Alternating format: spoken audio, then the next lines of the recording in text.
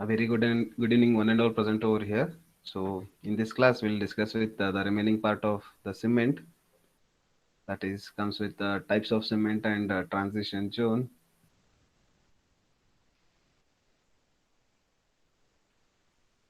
So, hope my voice is clear to everyone. Can somebody please? The slides are Yes, visible now. yes, sir. Yes, thank you. Yes, thank you, thank you. Okay. So, in the previous class, we have discussed regarding the different box compounds, how it is related after mixing with the cement and the heat of hydration, those things we have studied, and even we have studied about the definition of heat of hydration and then the definition of hydration also. And moving on to the next concept, that is transition zone. So basically this concrete is generally considered as two-phase material, that is paste phase and aggregate phase. So here you can see this, the term concrete, it is in two state. First one is paste phase, when that cement reacts with the water, and then second phase, that is when it reacts with the aggregate. Okay, so you can generally see at the macro level, it is seen that the aggregate particles are dispersed in matrix of cement paste. So when just by visually, when you have mixed with the concrete ingredients like cement, aggregate, and such as coarse aggregate and fine aggregate, and then you have added with the water, so that time you can say that these aggregate particles are just away from the cement paste, so you can't see in depth the reactions between the aggregates as well as the cement paste. But when you go with the microscopic level, when you have added water to the other ingredients like coarse aggregate, fine aggregate, and then cement, okay, so that time the quality of the concrete begins to show up. The real mixing property of the concrete you will come to know at the microscopic level. So in the microscopic level, you can see in depth of the mixing of these materials such as cement and coarse aggregate. So cement initially it reacts with the water and it forms with the hydration process, and then it forms a small coat over the coarse aggregate. So that cement paste, it forms a small coat over the coarse aggregate, and then you can check the real property of the concrete, and particularly in the surrounding area of large aggregate particles. So this area, it can be considered as the third phase. So when for the first phase it is only cement reacts with the water, and second phase it reacts with the aggregate phase, and when this cement paste and aggregates combine togetherly, and whatever the gap or space it will get forms between the cement paste as well as the aggregate, so that particular zone we can call it as transition zone. Okay, so this area it can be considered as a third phase. Usually we can call it as transition zone. So in this transition zone, that represents the interfacial region between the particles of coarse aggregate and hardened cement paste. So gradually when time increases, that cement is going to harden. So before hardening, so which is going to form a thin layer over the coarse aggregate surface, right? So now that the gap or space between the coarse aggregate as well as the cement paste, so that gap we can call it as the transition zone. Okay, so this transition zone is generally a plane of weakness, and therefore it has far greater influence on the mechanical behavior of the concrete. So mechanical behavior in the sense, when you added the ingredients, how it is going to react means while working or while mixing, while placing, while compacting. So these all comes under in mechanical properties or mechanical behavior. So during that time, how this transition zone will get works out. So when you have added more water, might be it may not form a thin layer over the coarse aggregate part, right? So when you have added the moderate quantities of the water, or when you have added optimum dosage of the water, it makes a proper cement paste. So when you found the proper cement paste, then only you can see that a proper covering layer by that coarse aggregate from this cement paste. Okay, so when you have added less quantities of the water, yes, somebody, the things are getting clear, right? So my voice is clear, or the slide, if it is not visible, please let me know. Is everything fine? Yes, sir. Yes, thank you, ma'am. Okay, so I was explaining regarding the usage of water in cement paste. So when you have added the moderate quantities of the water, it forms a proper cement paste, and then it forms a thin layer over the coarse aggregate. And when you have added less quantities of the water, might be it may form in the powder form itself.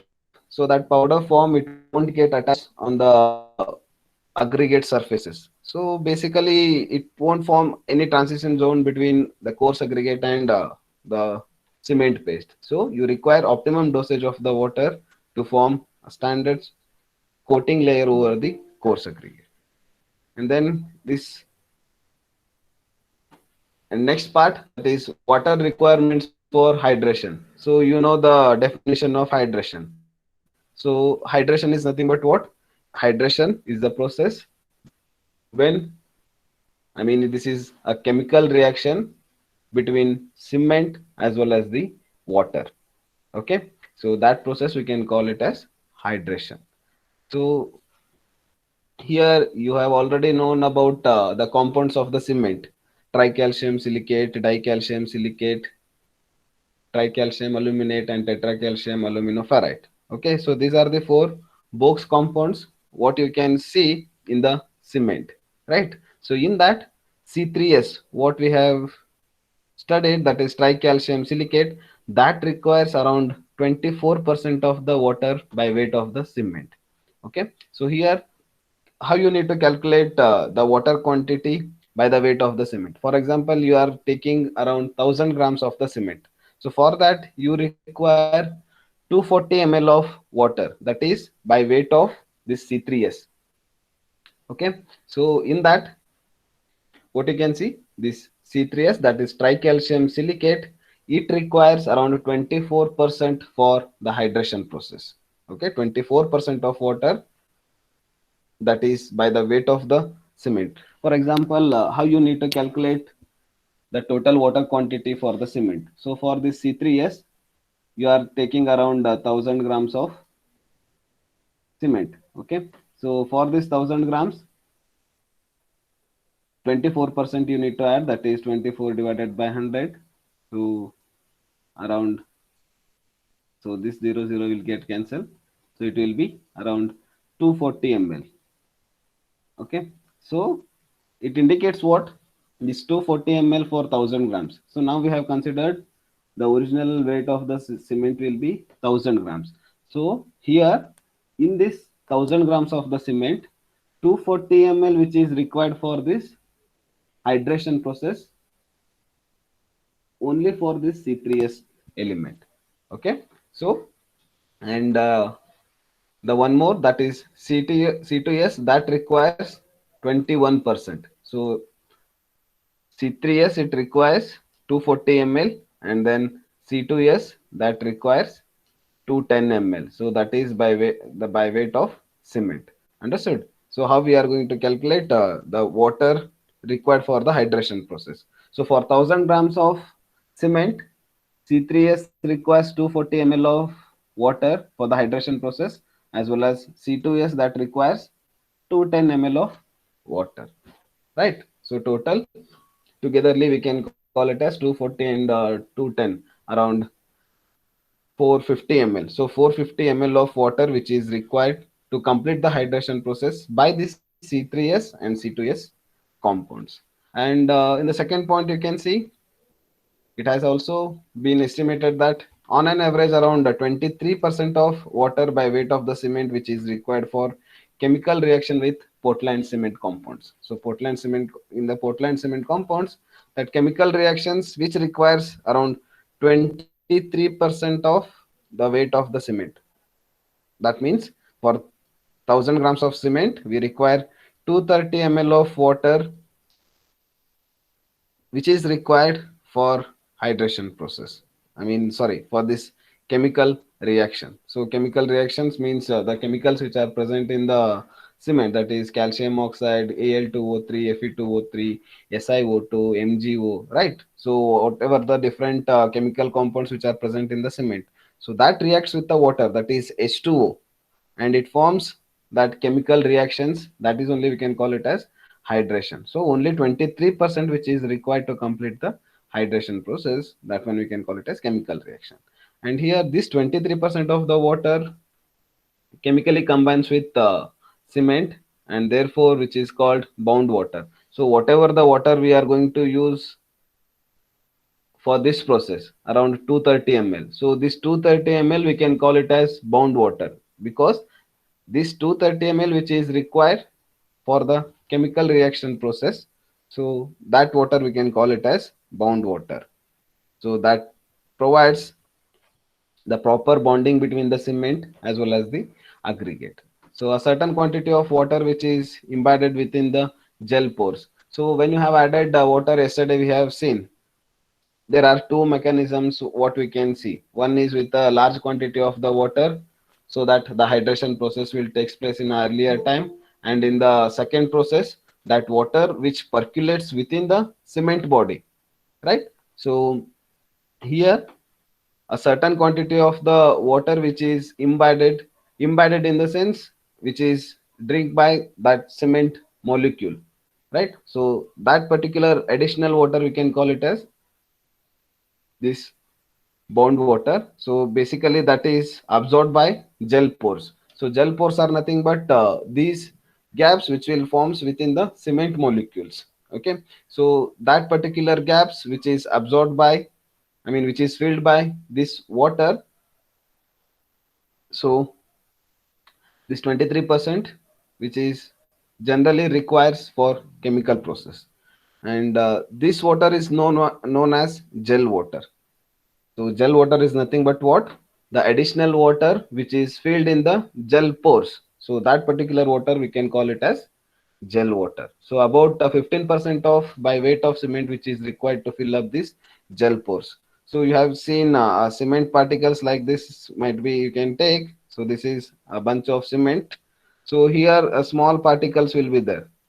So within these particles certain pores are there. You can take one small particles, just I have enlarged that small particles in this way. So here it may contains a little bit pores within that structure, so that pores we can call it as gel pores, right? So within this particular pores that water will get percolate, so which is these pores which are filled by the water, right? So that water only we can call it as gel water. So what we can say, about 15% by the weight of cement is required to fill up these gel pores. Now we require around 15% of water by the weight of the cement, which is only required to fill up these pores. Got it? Now, therefore, a total 38%. Make this note, which will be much useful for you people even in your future also. Around 38% of water by weight of cement which is required for the complete chemical reactions and to occupy the space within the gel pores. You can see around 38% of water which is completely required for to complete the hydration process and to fill up the this particular gel pores. So this 38% have you got? 23% which is required for chemical reactions and additional 15% which is required to complete the gel pores. You can see the previous diagram here, right? I mean, just I have explained in a brief note. So in that case, how exactly that 38% of water which is generally required to complete the chemical reactions as well as it can fill up within the gel pores. And if the water equal to 38% by weight of the cement which is only used, and it can be noticed that the resultant paste will undergo with the full hydration and no extra water will be available for the formation of undesirable capillary cavities. So it's nothing but what? So exactly when you have used 38%, Yes, somebody has unmuted. Something is there, just you can convey the things, or it is disturbance from. Okay. Yes, I was explaining regarding this. Huh. If water equal to 38% by weight of the cement and which is only used, it can be noticed that the resultant paste will undergo with the full hydration and no extra water will be available for the formation of undesirable capillary cavities. It's nothing but what? When you have used exactly 38% of water by the weight of the cement, so which is sufficient to complete the hydration process and then to fill up in gel pores.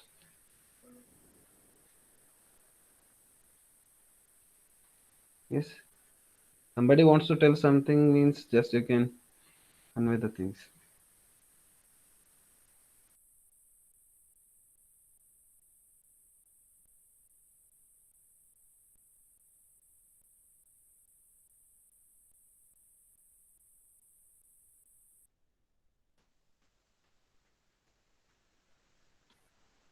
Okay, so this 38% which is required to complete the hydration process, and if something you require extra amount of the water, so why you require extra amount of the water when the 38% is sufficient to complete the hydration process as well as to fill up the gel pores. So in sometimes when you have added water to the cement which containing other ingredients like coarse aggregate and fine aggregate, so there the aggregates will be having certain pores. So that time when you have added the exact amount of 38%, in that case the undesirable capillaries, I mean whatever the gaps which will be formed within the aggregate structures and all, so it requires some additional part of the water, I mean additional amount of the water. So that is like bit difficult to mix up the ingredients such as coarse aggregate, fine aggregates and cement plus water. And on other hand, if more than 38% of the water which is used, then the excess of water will cause undesirable capillary cavities. Here what they are telling, in some cases when the aggregates are strong enough to withstand the loads or which is having no pores between its texture or within the body of that coarse aggregate, and that time if you have added more than 38% of the water, so that leads, I mean that extra water other than the 38%. So that causes undesirable capillary cavities. Means that is going to form that extra bonding between the coarse aggregates, and that is like again disadvantageous part to the concrete. Means that concrete will be lean in its structures, and then again the strength is going to be reduced in that. Therefore, greater the water above the minimum required is used, that is about 38%, the more will be undesirable capillary cavity. So when you have added more than 38%, it forms undesirable capillary cavities within the concrete structures. And all this, it is assumed that the hydration is taking place in a sealed container where the moisture to and form the paste and it does not takes place. Okay, and this is up to the part of cement, and why we require only 38% of water by the weight of the cement, and how that 38% is formed. 23% which is required to complete the chemical reaction, and then 15% which is required to fill up the gel pores.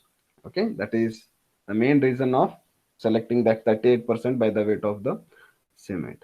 And now moving on to the next concept, that is steps to reduce carbon footprint. The most short note asked in the question for 4 marks to 6 marks. So here first we need to understand what is carbon footprint. So carbon footprint is nothing but the emission of the carbon in the starting phase of the construction till the end. For example, you are constructing one building, so how exactly that carbon is liberating by the usage of that particular construction work. For example, you are taking we are taking one example as construction of a building. Okay, so this construction of building, how it is related with carbon footprint. Here in the construction of this particular building, you require so much of resources such as steel, cement, coarse aggregate, fine aggregate, and then other related materials. So just we can take only these four materials and we'll discuss how it is related with the carbon footprint, right? So now you can take the steel, especially used in so many structural elements like column, beam, slabs, and all. So how it is related with the carbon footprint? So you can take the manufacturing process. You are going to consider the iron ore as the raw material, and you are going to heat that particular iron ore, and then you are going to make that one for the required bar sizes, such as 8 mm, 6 mm, 10 mm, right, up to 25 mm. So that requires certain amount of energy, and you are going to heat that, in the sense it is going to liberate some amount of carbon. So that is directly related with the emission of the carbon by usage of steel bars. And coming to the one more example, that is cement. So you can take cement, how it is going to the concern with the carbon emission. It is, you can consider in the manufacturing phase. So in the manufacturing phase, you are going to heat that particular mixture of the ingredients, right? So that requires around 1300 degrees Celsius to 1500 degrees Celsius. So during that phase, when you have provided that much of heat, which is going to liberate some amount of carbon dioxide, right? So it requires large amount of energy, and again it requires carbon dioxide, again which is related with the emission of the carbon by usage of cement. And then you can consider even the transportation energy also. I mean, you need to bring the materials from one place to another place, correct? Such as raw materials like limestone, clay, and all. So whatever the vehicles you are going to use, and it requires some fuels and all.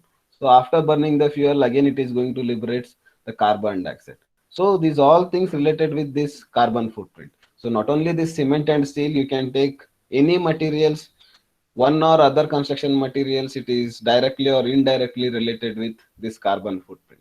So now our work is, being a civil engineer, we need to think in a such a way that the emission of the carbon has to be reduced as much as possible, right? So being a civil engineers, we should not concern only with the construction parts.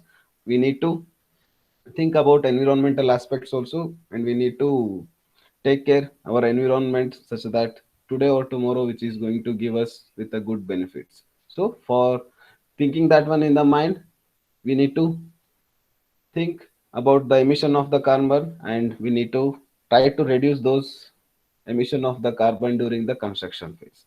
Clear? And here, the moreover, by estimate that concrete industry will just discuss with the introduction part of this carbon footprint. So here Portland cement is the most energy intensive material that produced after steel and aluminum. So steel and aluminum, these are the construction materials. At the initial stage, this steel and aluminum requires large quantities of the energy, and it is going to liberate high content of carbon dioxide, that is CO2. And after these two materials, the next material will come, that is Portland cement. So here more than 7% of world's carbon dioxide emissions, which are attributed to Portland cement. So basically, if 100% of carbon dioxide is emitting in the world, so in that 7% which is emitting just by using this Portland cement, right? You have seen in the wet process, you are going to provide around 1450 degrees Celsius, right? So which is like a bit costly, and even it requires lot of energy, as well as it is going to emit the large quantity of the carbon dioxide, again which is going to harm the entire environment. So moreover, by some estimates, that concrete industry is the largest consumer of natural resources.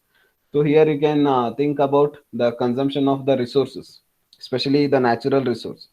In that, This construction industry is taking first place to consume all the natural resources. For example, water, sand, gravel, and crushed rock. So these are naturally available in the from the nature.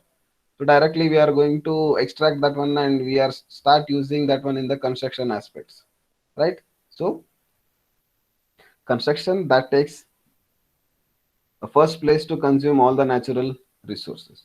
Thus, for sustainable development, it is recognized that the considerable improvements are essential in productivity, product performance, energy efficiency, and environmental performance. So, nowadays, the several researches are going to be takes place just to think about the proper usage of the materials such that it should consume less quantities of the energy and which is going to emits less carbon contents. We need to use such materials.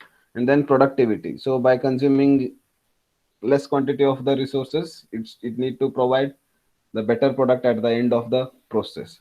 And that product performance, so that product it should be properly checked and that it is going to perform well in its nature. And then energy efficiency, the consumption of energy. And then environmental performance, this energy it should be consumed less but it should provide the better productivity at the end of this energy usage. And then environmental performance, so environmental performance in the sense whatever the materials are to be used, it should be eco-friendly, means it should not harm anything to the environment. Such materials and techniques we need to adopt in the civil engineering concepts. So to achieve these all parts, that is productivity, product performance, efficiency, and then environmental performance, we require concerted and focused effort. So it's not only just by discussing these facts, it will comes to the rule, but we need to adopt that one in our daily concepts of the civil engineering. So then only we can achieve these all objectives in the construction field. And here, the Portland cement production is the most energy intensive phase of the concrete production chain, as its production requires high process of temperature to produce the necessary chemical transformations. So this is purely related with the manufacturing process, right? So in the manufacturing process, you have seen that step that how they are going to provide that much heat, right? So in that case,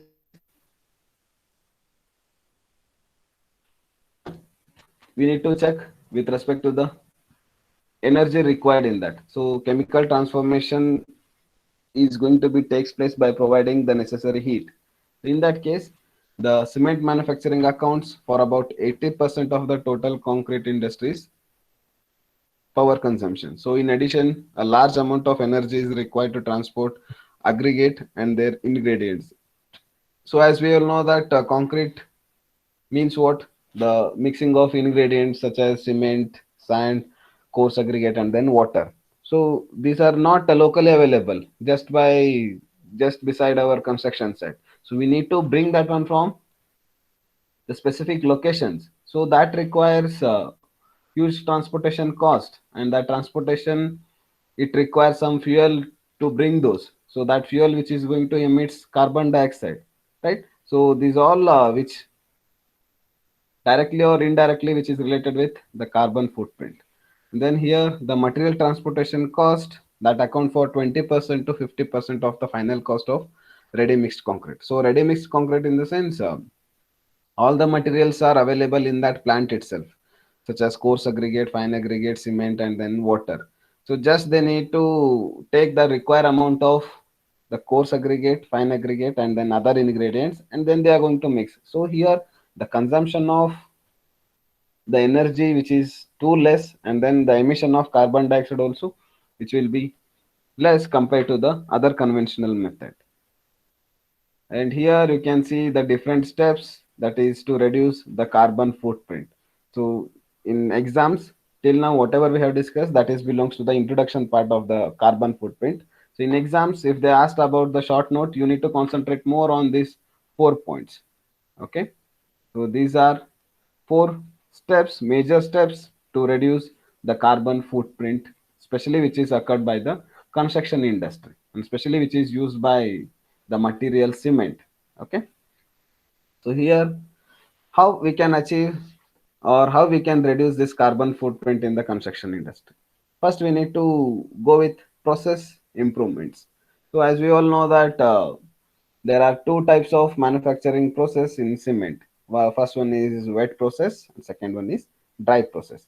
So, in wet process, what we'll do, in major cement factories, they are going to adopt this wet process itself because they will come to know the exact proportion of the ingredients, and then that process will be too easier compared to the other manufacturing process.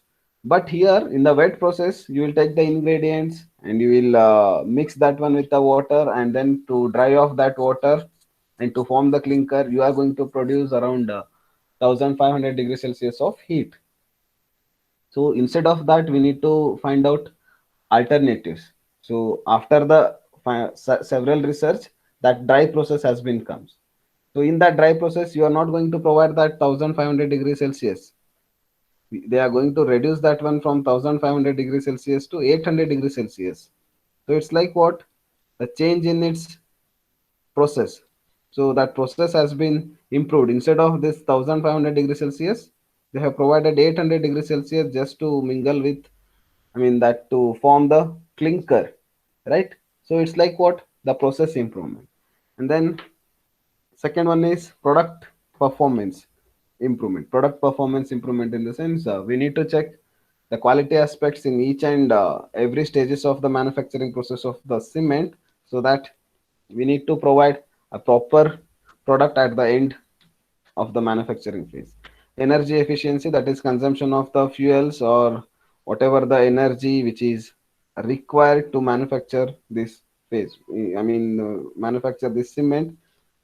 We need to concentrate in each and every factors of this, and we need to save this energy. Okay, we'll study these 4 points in depth. Fourth one is environmental performance.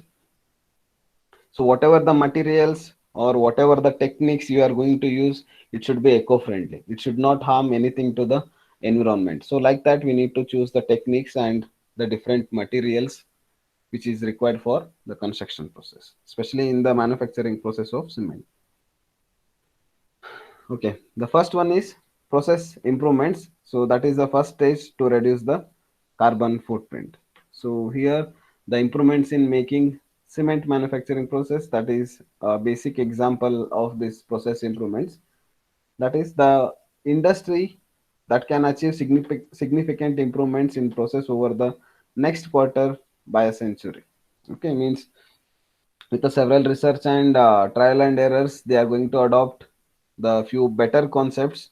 So that one it will comes to the role in next quarter by century. I mean next in 25 years. So that purely less consumption of the energy processes will be there in the market other than this wet process and dry process.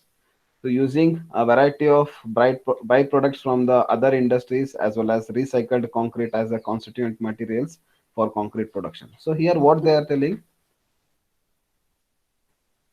using a variety of byproducts. Here we have taken lime, I mean the argillaceous material and calcareous materials, right? So instead of that, we can choose other ingredients also.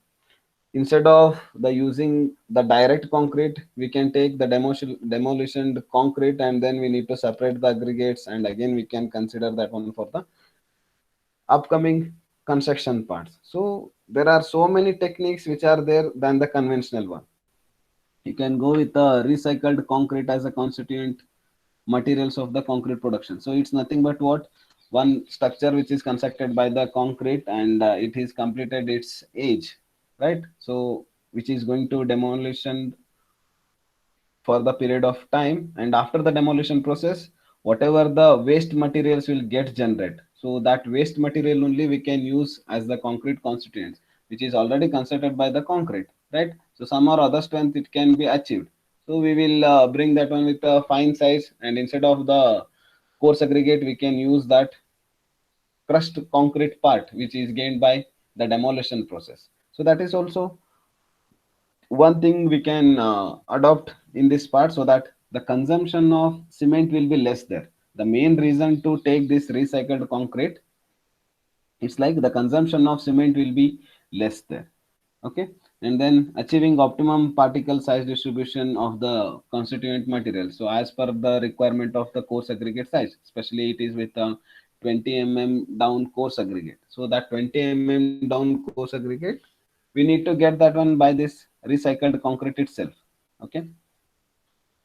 And here the manufacturing the cement with less energy and fewer emissions such as nitrous oxide and carbon dioxide with a decreased production of byproduct cement kiln dust. It's nothing but what?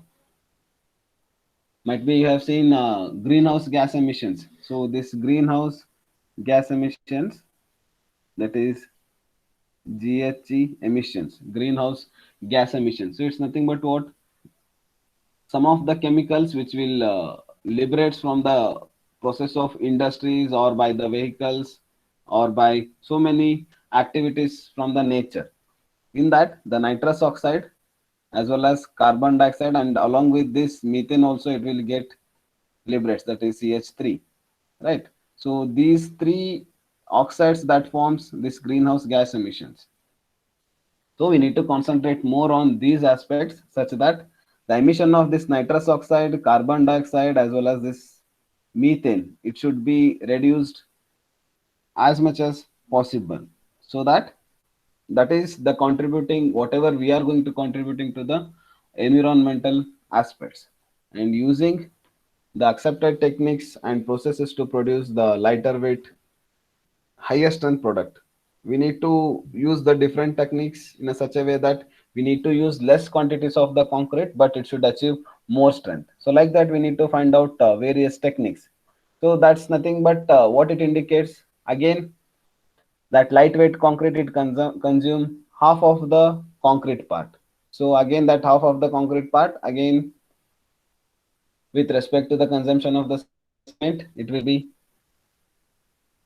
with proportionally that. Again, it is going to reduce with the half portion. So consumption of these materials, it should give better performance with respect to the strength. So lighter weight concrete we need to use, but it should give high strength. So like that, we need to find out these techniques, and thereby reducing the volumetric requirements and making transportation easier, and even which is with less expensive, and using advanced systems modeling to predict the performance of the concrete for users, and adopting the automation as standard practice in concrete placement. So automation is nothing but everything which is maintained by digitalization process.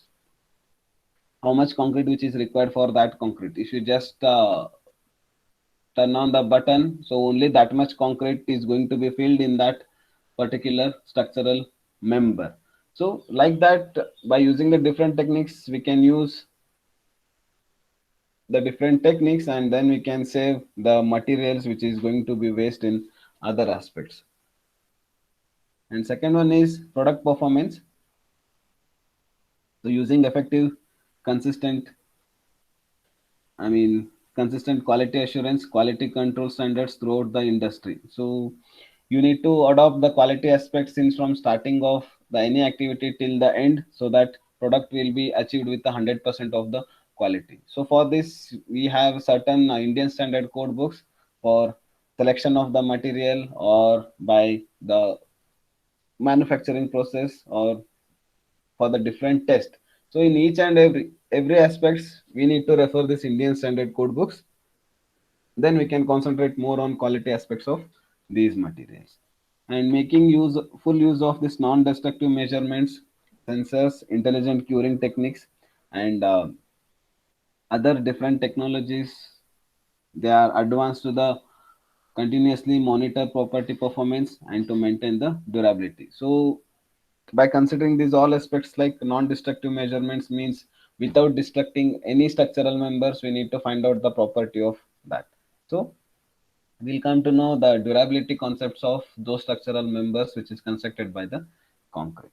And then producing concrete products, they are having concrete strengths 5 to 10 times than the current levels. So we need to think in a such a way that concrete should achieve 5 to 10 times greater than the conventional strength. So like that, we need to find out various techniques behind these concepts. So at the end of the results or at the end of the production process, the consumption of this concrete will be lesser. And then the being a system of shared that consolidated data such as material structures, design, and performance databases, and using them with a computer. So everything which should be stored at a particular place means it can be useful for other concepts also. In that case, we need to think about the consolidated data such as how much materials we have used in the concrete. So what about the structural concepts, which type of structure it is, and what about the design. So in the design you will come to know the total quantities of the concrete, and after this what about the performance. So everything, whatever the data we are going to collect in these stages, we need to store them in the computer so that to achieve the better product in the upcoming years, it will be much helpful. We'll come to know and we are going to compare those results with upcoming trial and error results. So for every aspects, these databases will be helpful. And making concrete reinforcement more durable through the use of advanced fibers and composites, such as enhancing the life cycle benefits of the concrete. So in other way, we can see the different materials like fibers and other composites are to be used. So by using this you can increase the strength of the concrete. Okay, so like that we need to find out the alternative materials to increase the strength of the concrete, so which is going to benefit with the life cycle benefits of concrete. And then energy efficiency, here whatever we are going to use the energy, or we require some amount of energy in the construction field. For that we are going to use different types of fuels, right? So that one we need to try to reduce those usage of the natural fuels, and instead of that we can use bio based raw materials as fuel sources, especially in cement making. So you have heard about, I think you are aware about the biodiesel and all, right? So we need to use that type of energy sources for the manufacturing process of the cement, so that we can save the petroleum products for the future days. And using aggregates that are less energy intensive to produce means what? Some aggregates will be there which is with hard surfaces and it requires lot of energy to crush that. So we need to select the materials in a such a way that it should be easily break, but it should be strong enough to withstand all the loads. And using advanced technologies to improve the process of heating for cement making, we need to find out the different techniques, as we have invented wet process from the dry process. Instead of wet process, so many cement factories are switching to the dry process. Like that we need to concentrate more on that. So utilizing cementitious material that requires less process, and less process for heating, and produce fewer emissions. So when you have reduced the consumption of the energy, obviously the emission of the carbon will be reduced.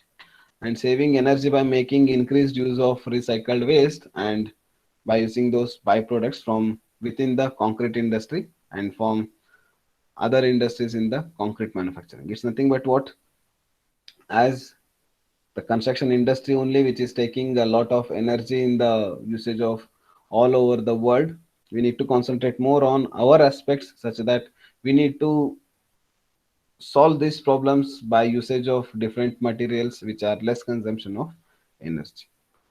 And environmental performance, using the waste materials such as metallurgical slag, fly ash, silica fume, rice husk.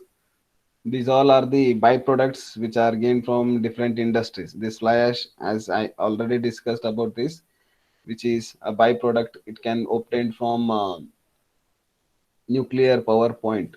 Okay, so in that part, this fly ash will get emits, and this fly ash we can be used instead of cement. Okay, so for this nowhere it is required with much energy consumption.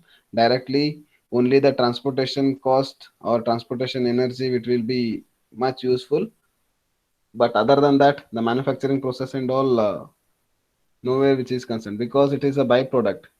Usually we can call it as this is a waste product only. Yeah. So similarly, you can use silica fume, rice as cash. So instead of cement, we can use this one as alternative materials of the binding material. So like that, some property will get changes. You won't achieve the 100% of the same property as cement will get achieved. But you can get the optimum strength, which is gained by the Portland cement only, just by replacing these products. So by using these different alternative materials, we can concentrate more on energy, less energy consumptions in the manufacturing phase. Okay. So types of cements we'll discuss in the next class. If you're having any doubts, just you can put a message in the group and just share your few opinions in two lines. Just whether we are going too fast, whether we are going too slow, whether this is the correct way, so that I can think about from the next class. Can somebody please, whether it is, whether we are going fine or whether it is too fast or whether it is too slow, just let me know with a few points. Can somebody please? Sir, it is fine, sir. You're free to speak. Yes, okay. Others? Shubham Jadhav, you can just Fine, unmute sir. and you can speak about. Fine, sir. Yes, fine. Thank you. Okay. Others, if somebody is feeling it is bit fast or which is we are going too slow, just we can change these concepts. And if you are not understanding, you are free to ask the doubts. Huh? There is no doubt in that. If you are having any queries, if you are having any doubts, please feel free to ask the questions. We are already, I mean, I haven't seen you people directly, but still, we should have better interactions by asking the questions. Yes, if you're having any doubts, you can convey. Else, just put a message in the group, I mean, in the chat box with your name and USN.